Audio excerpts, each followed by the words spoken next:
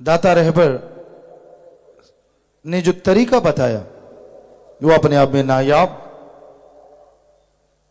ऊंच नीच का कोई भेदभाव नहीं, हिंदू मुस्लिम सिख ईसाई कोई किसी भी धर्म से संबंध रखता हो एक ही जगह बैठ सकता है।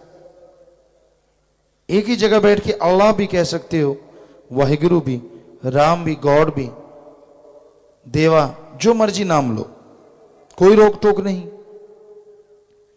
वरना समाज में ऐसा नहीं है हमारे, खास करके मंदिर में कोई अगर मुसलमान भाई चला जाए तो अल्लाह नहीं गा सकता। मस्जिद में अगर कोई हिंदू भाई चला जाए तो वो राम राम नहीं गा सकता। गुरुद्वारा में आके ईसाई भाई गॉड गॉड नहीं गा सकता। और गिरजाघर में जाके कोई सिख भाई वाहिगुरु नहीं बुला सकता। कायदे कानून है, नियमानुसार हर धर्म की हर भाषा में पवित्र ग्रंथ है, उसके अनुसार बोला जा सकता है। लेकिन ये साईं मस्ताना जी महाराज ने एक ऐसा दर बनाया, यहां क्या वाहिगुरु कहो, अल्लाह कहो, गॉड कहो, ओम हरि राम देवा, जो मर्जी नाम लो, किसी भी नाम से आप सुप्रीम पावर को बुला सकते हैं और हर कोई समझेगा कि आप उसके मालिक को बुला रहे हैं। जिनको भ्रम है खड़ा होकर देख ले, सभी धर्मों के लोग यहां पे बैठे हुए हैं, हिंदू मुस्लिम सिख ईसाई। आप निगाह मारेंगे, मालिक की रंग बिरंगी फुलवारी ये सजी हुई है। और जो राम नाम के रास्ते पे चल के आते हैं वो जितने बार भी आते हैं, हर बार पहली बार से दुगनी चौगनी खुशियां जरूर लेके जाएंगे।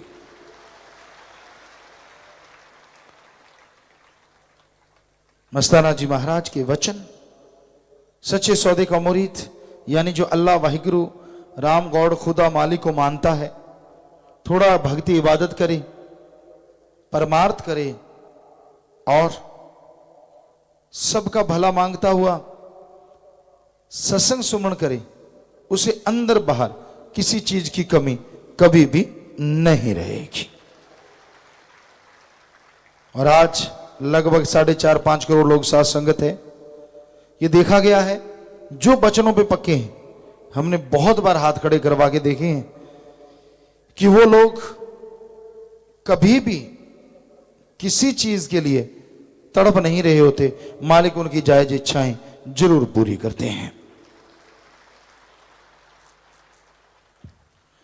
प्यारी साथ संगतियों, एक विचार अचानक आया। वैसे समाज में हो सकता है कुछ लोग उसे बुरा भी मानते हैं कि जैसे हमने ये नियम बनाया, साथ संगत 72 कार्यों में ये कार्य कर रही है, हम एक, हमारा एक ही काफी, ज्यादा ही है तो 2 के बाद माफी। तो इसमें बहुत संगत अमल भी कर रही है।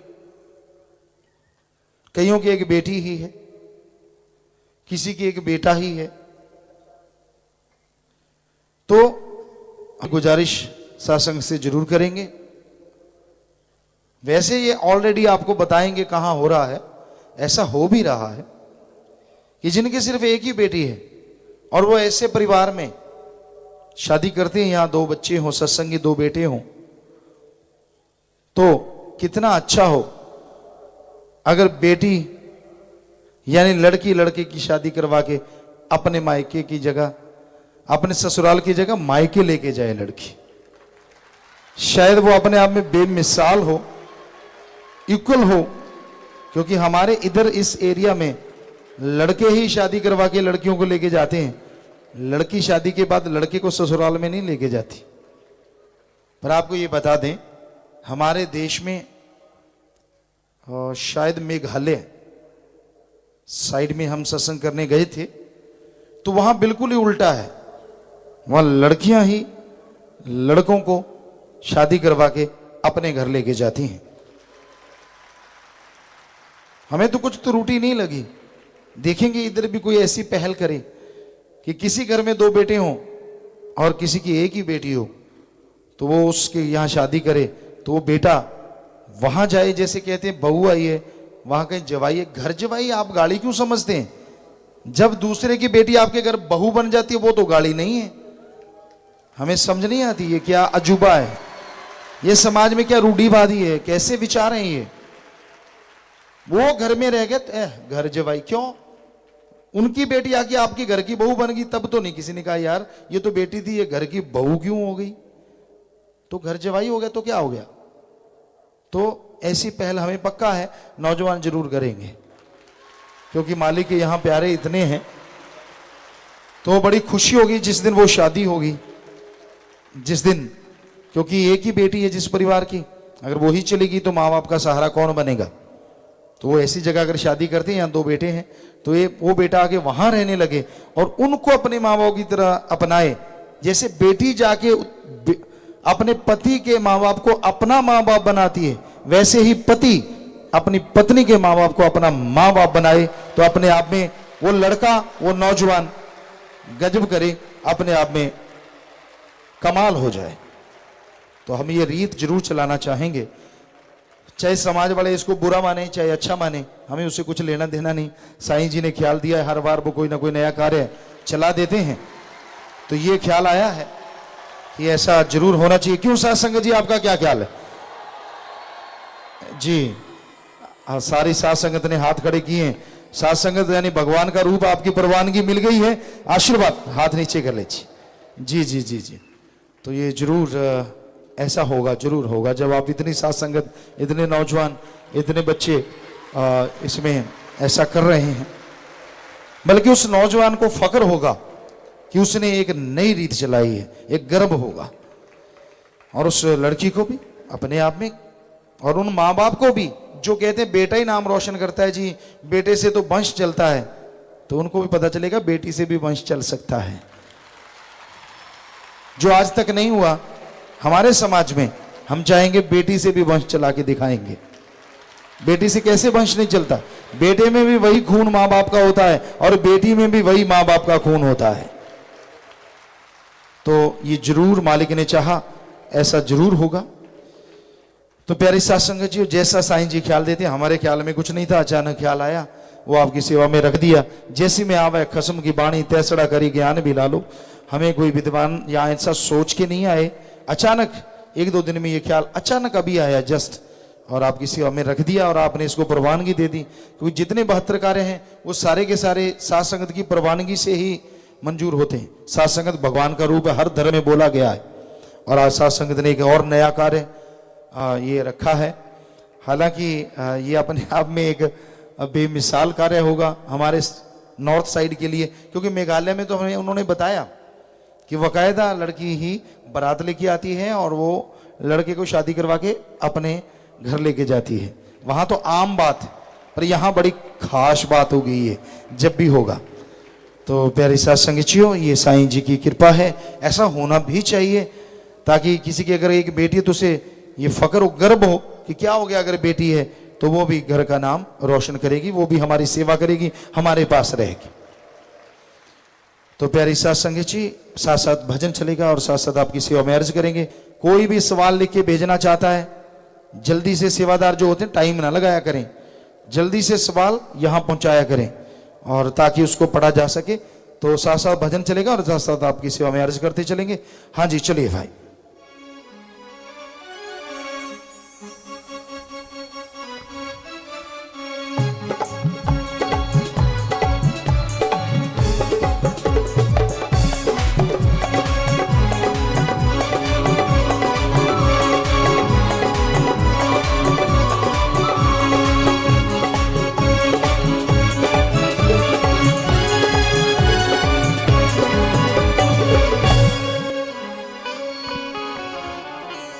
धन धन सतगुरु तेरा ही आसरा।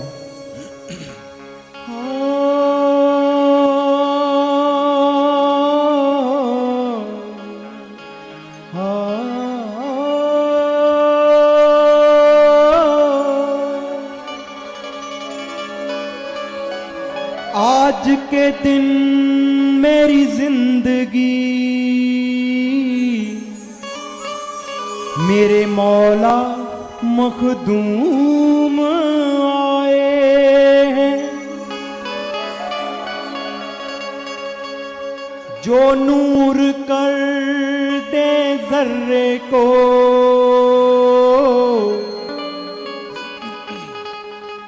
पल में आफताब बनाए।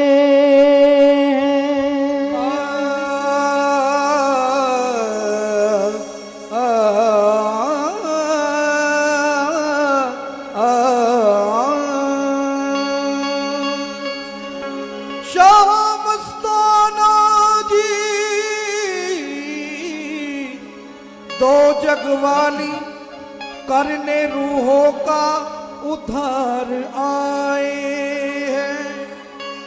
काल जेल में फंसे जीवों लिए मोक्ष मुक्ति और खुशियां लाए हैं।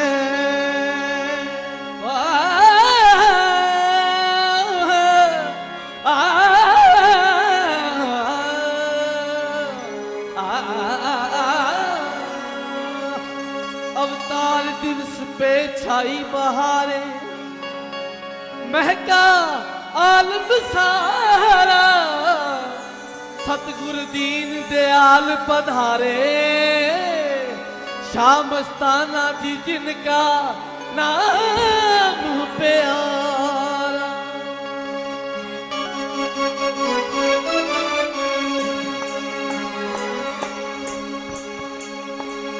साई रूहों को लेने आया अनामी से चल के, पिया रूहों को लेने आया अनामी से चल के।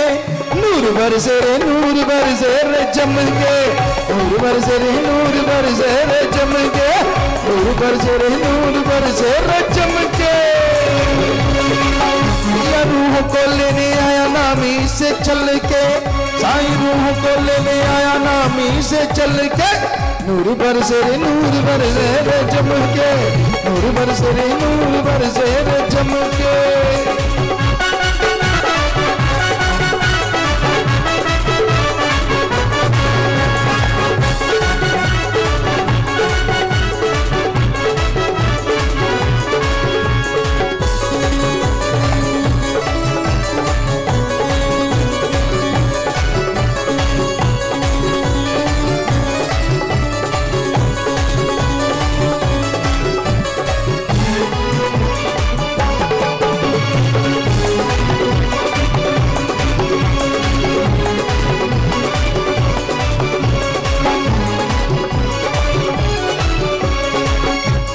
पिताजी जिनके आए वाली तो जहां जी चल गए। धनमद पिताजी जिनके आए वाली तो जहां जी चल गए। लाखों सजदे करे उस दर को, दर्श पिया के किए रज के। लाखों सजदे करे उस दर को, दर्श पिया के किए रज के। नूर बरसे रे जम के, नूर बरसे रे जम के।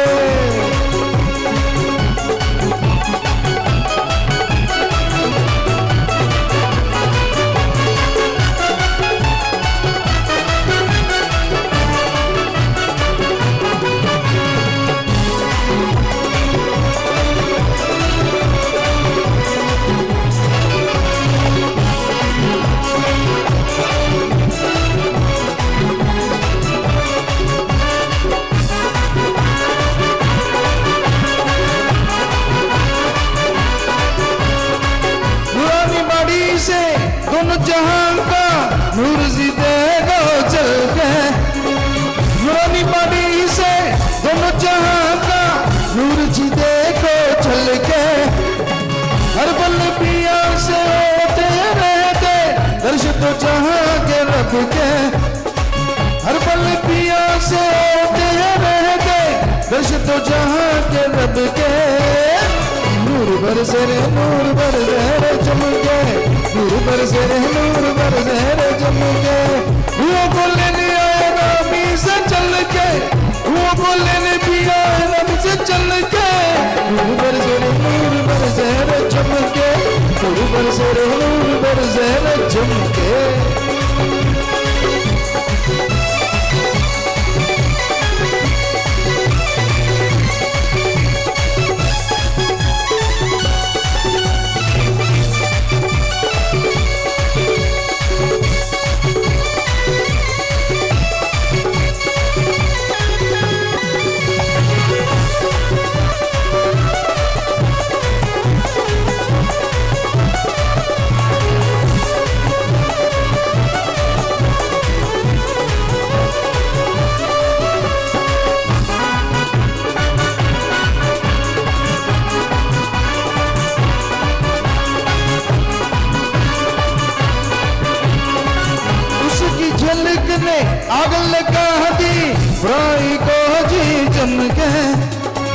उसकी झलक ने आग लगा दी बुराई को जी चमके। लाखों सूरजों से बढ़ के है चेहरा पिया का चमके ने चमके। लाखों सूरजों से बढ़ के है चेहरा पिया का चमके ने चमके। नूर बरसे रे नूर बरसे रे चमके, नूर बरसे रे नूर बरसे रे चमके। रुओं को लेने आए बेनामी से चल के, रुओं को लेने आए बेनामी से चल के। नूर बरसे रे नूर बरसे रे चमके, नूर बरसे रे नूर बरसे रे चमके, नूर बरसे रे नूर बरसे रे चमके। और भजन के शुरू में आया जी, धन माता पिता जी जिनके आए बाली दो जहां जी चल के। लाखों सजदे करें उस धरा को, दर्श पिया के किए जिसने रज के। तो वो धन्य माता पिता, धन्य वो स्थान, यहां पे दादाजी ने पवित्र चरण कमल टिकाए। इस बारे में लिखा बताया है। आप जी के शुभ आगमन पर घर में खुशियां छा गई और समस्त आलम इस खुशी के अंबार में झूमने लगा। सारे गांव में मिठाइयाँ बांटी गई। पूज्य माता जी ने बेपरवाह जी के वजन के बराबर चांदी तोलकर गरीबों में बांटी और छठी वाले दिन आप जी के सिर के बालों के बराबर सोना तोलकर बांटा गया। गरीबों और अकिंचनों को अनाज व वस्त्र आदि दान किए गए। अखिल त्रिलोकी में कुल मालिक की इस पावन व अति उज्जवल ज्योति के अवतरित होने पर जय जयकार का नाद सुनाई देने लगा। चहुं और खुशियों के गीत गुंजायमान होने लगे। देवी देवताओं ने देवलोक से पुष्प वृष्टि की, जिससे समस्त आलम अलौकिक महक से सराबोर हो गया। अखिल प्रकृति ने मुग्ध होकर नूरे जलाल के दर्शन कर कुल मालिक का कोटि कोटि धन्यवाद किया। साईं मस्ताना जी महाराज के बचपन से ही काम निराले थे। एक बार माता जी ने जैसे घर में बर्फी बनाते हैं, बर्फी बनाई और बोला कि इसे दुकान पे ले जाएं। खोआ बनाया तो वो लेके चले।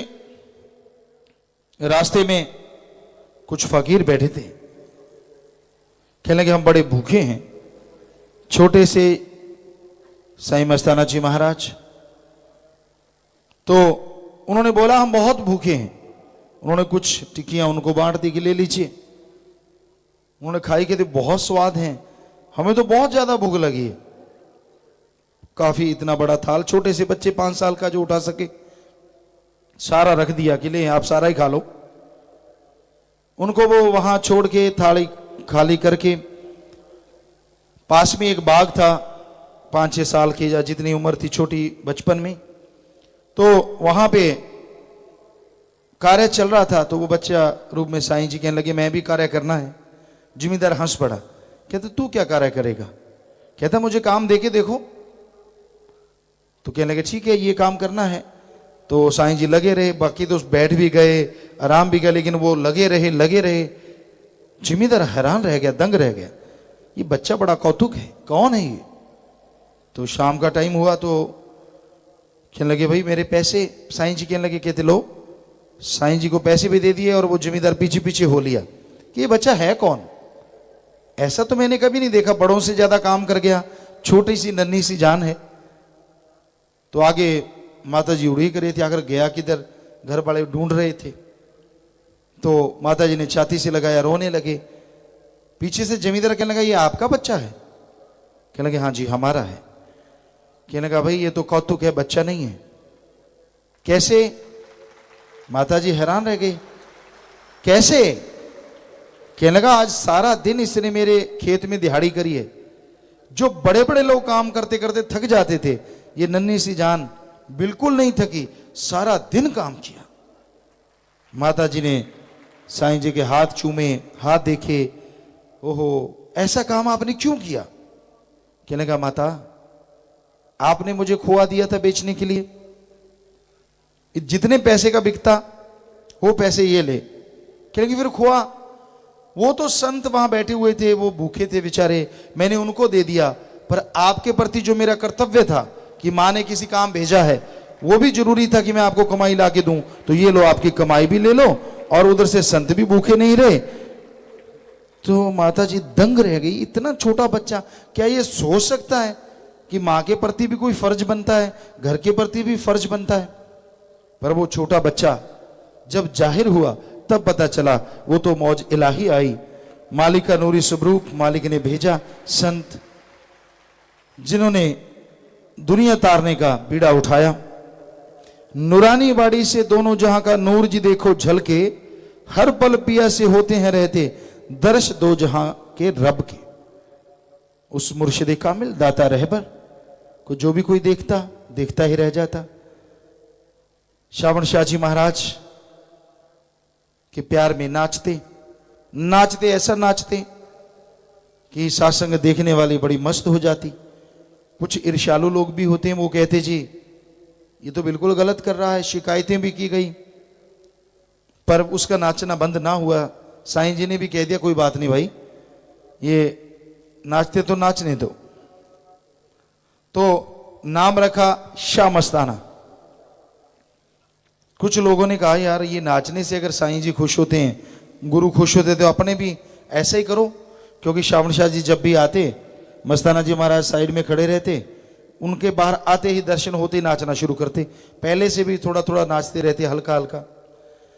तो उन्होंने भी वैसे ही किया कि चलो आपा कौन सा कम है, वैसे कपड़े वगैरह पहने, घुंघरू बांधे, सब कुछ। श्रावण शाह जी महाराज बाहर आए, नाचना शुरू कर दिया, क्योंकि साथी होते हैं कई जो ईर्ष्या करते हैं, कहने लगे आप भी मस्ताना बन जाओ। तो वो नाचने लगे तो साईं जी बाहर आए तो पूछा अरे भाई ये कौन है? तो साथ ही जा रहे थे जिन्होंने उनको तैयार किया था, कहते साईं जी ये भी आपके प्यार में नाचने वाले मस्ताना है। श्रावण शाह जी महाराज हंसे, मुस्कुराए, कहने लगे शाह मस्ताना तो एक ही है, बाकी तो वैसे ढोंग ही है, दिखावा है। वो उन्होंने सोचा हमें भी बचन होंगे, हो गया उल्टा काम कि ये तो ढोंग है, ये दिखावा है। बड़े मुश्किल से माफियां ली और वो चीज छोड़ी। तो मतलब वो प्यार में जो नाचते थे, लंगर घर के लिए लकड़ियां उठाते नाचते जाते, खेती बाड़ी का काम करते नाचते रहते, अपना काम भी करते रहते, सेवा भी करते रहते और सतगुरु की याद में गाते रहते नाचते रहते। तो फिर जब श्रावण शाह जी महाराज ने कहा जा भाई मस्ताना शाह जाके बागड़ को तार, तो मस्ताना जी ने बोला कि साईं जी ये तो अनपढ़ बाड़ी है, पढ़े लिखे नहीं है हम, कैसे दुनिया को तारेंगे, कैसे उनको सच बताएंगे, कैसे रब के राह पे लेके जाएंगे। इतने रास्ते में जगह आती है, कभी त्रिकुटी गुफा आ गई, भंवर गुफा आ गई, फला आ गया, ये आ गया, इतना तो हम समझा ही नहीं पाएंगे। अगर हे मेरे मक्खन मलाई दाता हमें बख्शना है तो ऐसा नाम बख्शो, फिर जिसको नाम दें उसका एक पैर यहां एक सचखंड चला जाए। श्रावण शाह जी कहने लगे जा मस्ताना शाह तेरा ये भी मंजूर। कहने लगे हे मेरे दाता रहबर, फिर जो नाम जपे, वचनों पे रहे, थोड़ी सेवा करे, उसे ना अंदर कमी रहे ना बाहर, वो खाली ना रहे, गरीब ना रहे। तो श्रावण शाह कहने जा मस्ताना शाह तेरा ये भी माना। कहने लगे फिर मैं तो एक नारा बोलता हूं साईं जी, आपसे ही मांगना मक्खन मलाई मेरे दाता, धन धन सत श्रावण शाह साईं निरंकार तेरा ही आसरा, मेरा नारा परवान कर दीजिए। तो श्रावण शाह जी मुस्कुराए, कहने लगे नहीं भाई, सर्वधर्म साझा नारा धन धन सदगुरु तेरे आसरा तेरा मंजूर है, जो सच्चे दिल से ला लेगा ये नारा भी दरगाह में मंजूर हो जाएगा। तो बेइंतहा बरकतें बेइंतहा खुशियां लेके दाता रहबर आए, जीवों को बांटी और बिल्कुल सादा जीवन जो भी देखता देखता ही रह जाता। चेहरे का नूर, कोई नहीं गुरूर, किसी भी तरह का कोई अहंकार नहीं, कोई खुदी नहीं, तो हर कोई देखता देखता ही रह जाता। वाह क्या फकीर है, लोगों को सोना चांदी हीरे जवाहरात बांटते और खुद बेबंद लगे पहनते रहते। अपने आप में हैरानी की बात होती।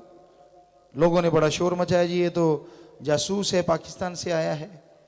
बड़ा चेकिंग की गई, बड़ा शोर मचा, आप जानते ही हैं, क्योंकि जब अच्छाई चलती है तो शोर मचता ही मचता है। बड़ा कुछ किया गया, होना क्या था, कुछ भी नहीं। हर बार 2-3 बार ऐसा ही हुआ।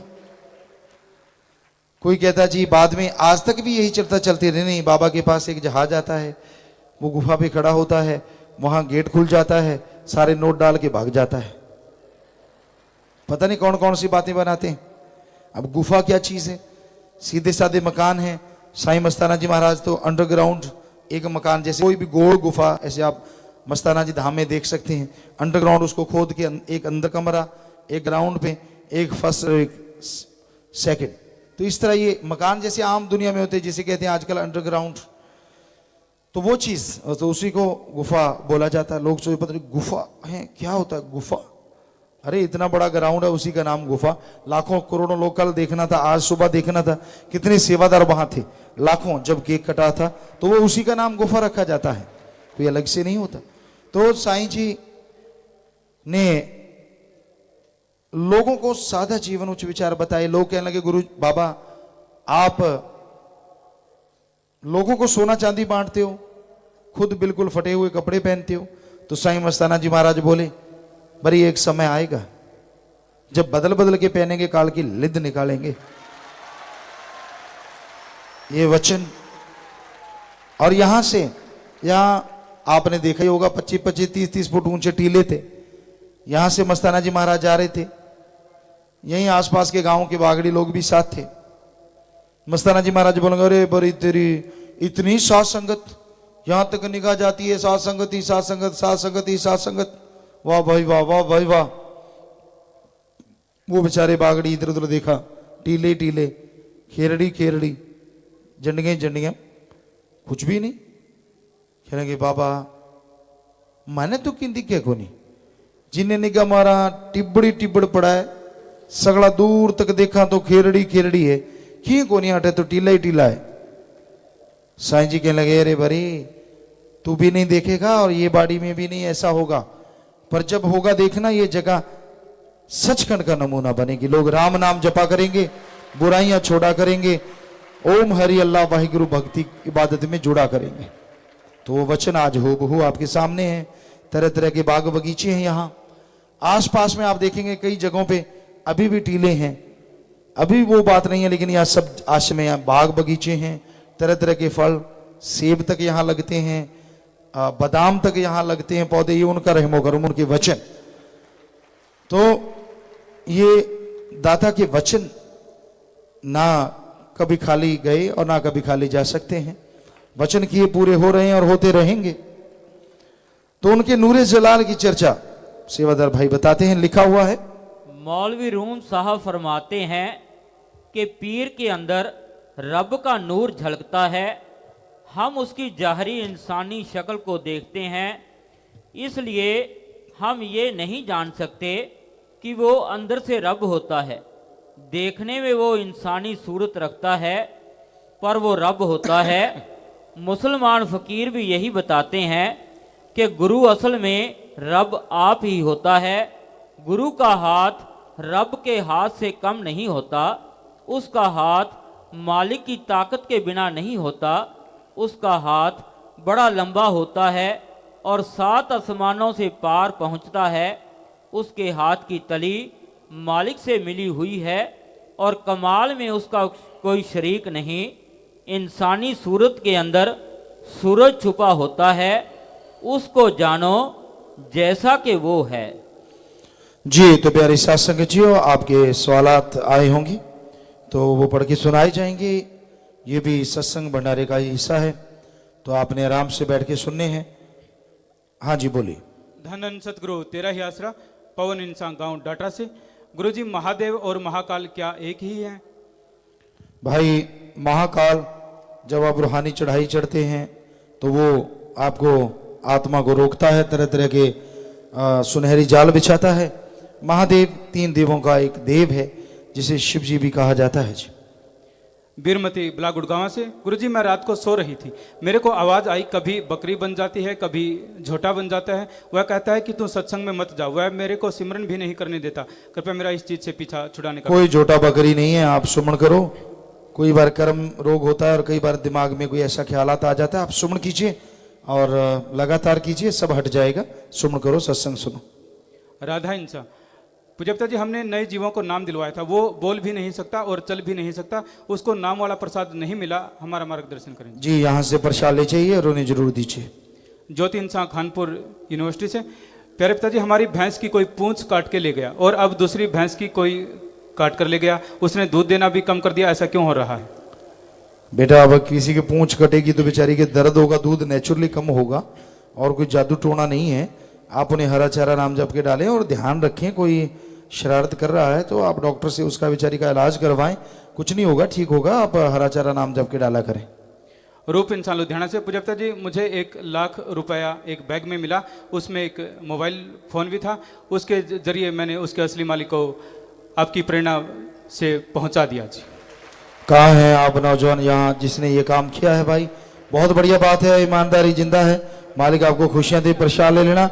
और यहाँ शायद पत्रकार समाज के भाई होंगे, उनको मिलिए ताकि लोगों में ये एक खबर जाए, लोग जागरूक हों कि ईमानदारी जिंदा है।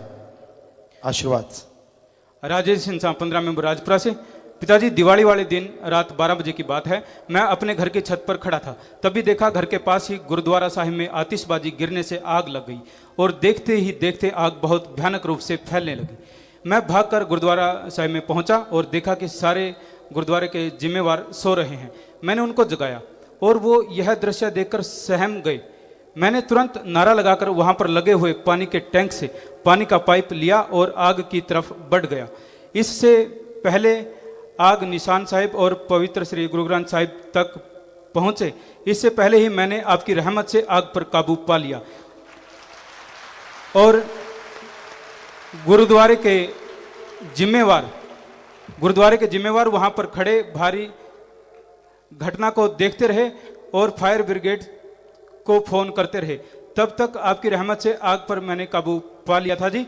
और इस घटना से प्रभावित होकर वहां के जिम्मेवारों ने पिताजी आपकी बहुत प्रशंसा की और कहा कि हम भी अवश्य ही संतों के दर्शन करने के लिए जरूर जाएंगे, जिन्होंने आप जैसे लोगों को ऐसी पावन शिक्षा दी है। जी बेटा, बिल्कुल बिल्कुल। अपने तो सर्वधर्म संगम है, सभी धर्मों का प्यार मोहब्बत और अच्छे नेक कर्म करना ही। शाबाश बेटा, आप हैं नौजवान, शाबाश बेटा शाबाश, बहुत बड़ी बात, कमाल कर दिया आपने और ऐसा ही करते रहना चाहिए, अच्छे नेक कर्म।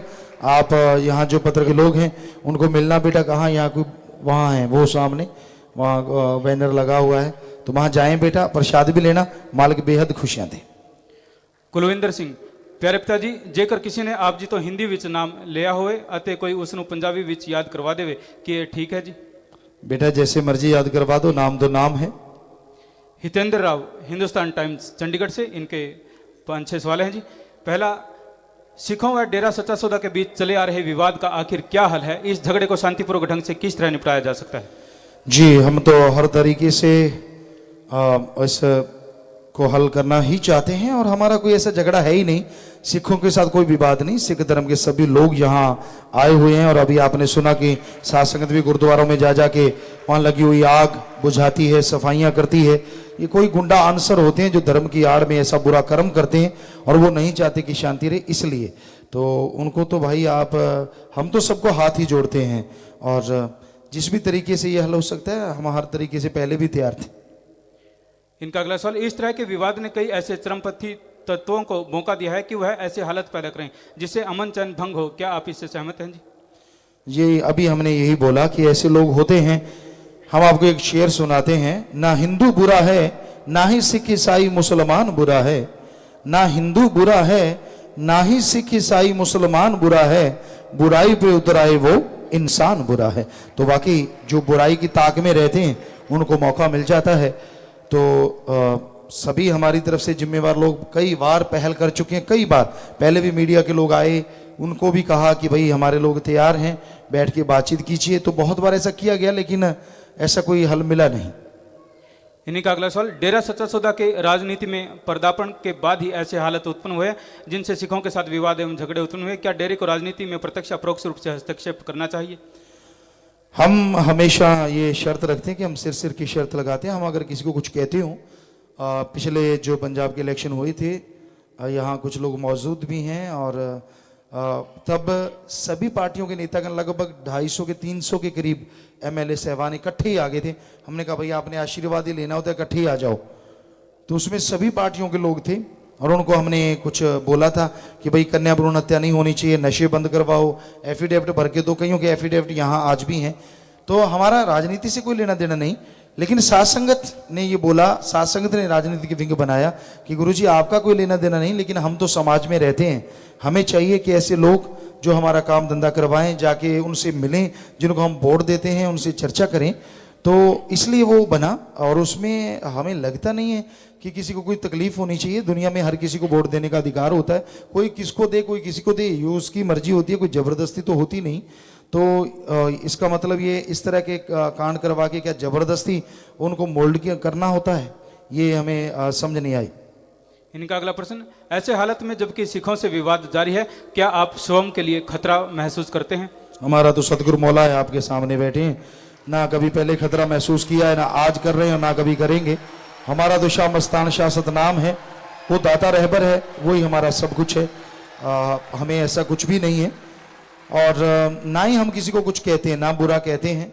आप ये जिस विवादों की बात कर रहे हैं, आप बताइए, हम यहाँ से गुरु सरमोड़िया घर है, आश्रम है, वहाँ सत्संग होना था, मस्ताना जी का भंडारा था, हर साल मनाते हैं। और यहाँ से 24 घंटे पहले ये हमें बताया, परमिशन ली गई कि हम इस रास्ते जाने, कहते जी बिल्कुल जी सदके जाओ। हम चले गए, रास्ते में कुछ लोग मिले और साइडों में वो कुछ बोल रहे थे, हमने कुछ नहीं, हम चले गए। हमें बताया कि कुछ लोग बोल रहे थे, हमें मालूम नहीं क्योंकि गाड़ी में पीछे आते टाइम फिर कहते जी कुछ लोग ऐसा बोल रहे हैं, गुरुजी आपको कहीं और रोड से ले जाएं। हमने कहा कोई बात नहीं भाई, हमें तो उन साध संगत के दर्शन हो जाएंगे जिन गांव में हमारी साध संगत रहती है, उनमें बहुत ज़्यादा साध संगत मिली। हालांकि 10 मिनट की जगह 1 घंटा लगा। मेन रोड की जगह टूटी हुई सड़कों में से, खड्डों में से होते हुए आए, और रानिया में वहाँ प्रोग्राम था, वहाँ प्रोग्राम दिया, फिर यहाँ आ गए। और यहाँ नाम चर्चाएँ रोजाना से चल रही हैं। 1 नवंबर से डेली सरसा में नाम चर्चा चल रही है, डेली रोजाना, कोई नई बात नहीं है। सारा दिन साध संगत सारी रात नाम चर्चा करती है, और उसमें राम नाम गाया जाता है। तो ये पता नहीं क्यों किसके इशारे पे होता है, कौन लोग हैं, हमें लगता है हमारे से बेहतर आप लोग जानते हैं। इनका आखिरी प्रश्न है, ऐसा लग रहा है कि डेरा समर्थकों का संयम एवं संतुलन बिगड़ रहा है, सहनशीलता और अहिंसा से विश्वास कम हो रहा है। 24 नवंबर को हुई हिंसा एवं आगजनी ये संकेत देती है, क्या इस बारे में संगत को आप कोई संदेश देना चाहेंगे? हम तो यही कहते हैं हर टाइम कि आपस में प्यार करो, आपस में मोहब्बत रखो। भाई ये हमें जो बताया गया कि अगर आपके घर में आप सोए हुए हैं, हम आपसे सवाल करते हैं, आपके बीवी बच्चे हैं, और कोई आपको मारने पीटने आ जाए, तो क्या आप हाथ जोड़ के पेंट कर लोगे सामने? हमें समझ नहीं आती ये क्या है, हमें ये पता नहीं चलता। वो अपने सरसा शहर में अपने घर में नाम चर्चा कर रहे हैं, सारी संगत बैठी हुई है, और कौन कहाँ से आया ये आप तहकीकात कीजिए, आपको पता चलेगा कौन कहाँ से आया। कि यहाँ के लोग यहाँ आश्रम में आते हैं, यहाँ तो बहुत दूर दराज के हैं, वहाँ तो सरसा के निवासी, आसपास का ब्लॉक कुछ गांव होते हैं, तो वो लोग आके बैठ के नाम चर्चा करते हैं। तो सवाल ही पैदा नहीं, साध संगत को एक ही संदेश देते हैं कि भाई भला करने वाले भलाई किए जा, परवरदिगार मिलेंगे तू भलाई किए जा। हमारा रास्ता है, इस जन्म में ये 2 काम करो, एक नाम जपो और प्यार करो, किसी जीव का दिल ना दुखाओ, कभी मौत याद रखो, मालिक से डरो। सवाल ही पैदा नहीं होता हम कभी किसी को कोई गलत संदेश देते हो, बुरा संदेश देते हो, पर सब समाज और बुद्धिजीवियों को ये जरूर सोचना चाहिए ये हो क्या रहा है। हम अपने घर को रास्ते से जा रहे हैं, हम किसी के धार्मिक स्थान पे नहीं जा रहे हैं। अगर आपको बुरा लगता है कि उधर ना हो, नहीं आते, पर हम आम सरकारी रास्ता है उस पे जा रहे हैं, क्या उस पे जाना ये बायकाट का तरीका है या गुनाह है? ये हमें समझ नहीं आई आज तक कि ये रास्ता किसी का, ये रास्ता है, वो सड़क जा रही है, आप नहीं जा सकते, दूसरा जा सकता है। ये किस नियम में लिखा हुआ है? क्या भारत के संविधान में ऐसा लिखा हुआ है? लिखा है तो हमें बताइए कहाँ लिखा हुआ है कि रास्तों से आप अपने घर नहीं जा सकते, आप अपने आश्रम में नहीं जा सकते।